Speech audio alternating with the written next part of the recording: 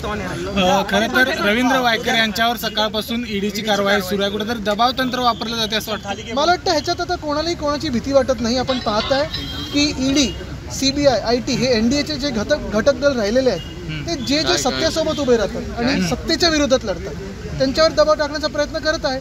आम्ही लढत राहू, कारण आम्ही सत्याच्या बाजूने, सत्यमेव जयते ह्याला महत्व आहे आपल्या देशात, सत्तामेव जयतेला नाही.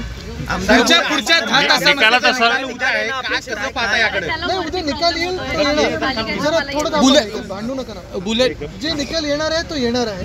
पण काय जे घडलेलं आहे, अध्यक्ष स्वतः मुख्यमंत्र्यांच्या भेटीला, इथं घटनाबाह्य मुख्यमंत्री त्यांच्या भेटीला जातात, म्हणजे न्यायमूर्ती आरोपींच्या भेटीला गेल्यात. असं होतं, कधी मी ऐकलं नव्हतं की वर्षा बंगल्यावर असं काही सेटलमेंट करायला हे लवादाचे जे अध्यक्ष म्हणून अध्यक्ष महोदय आहेत ते गेलेले.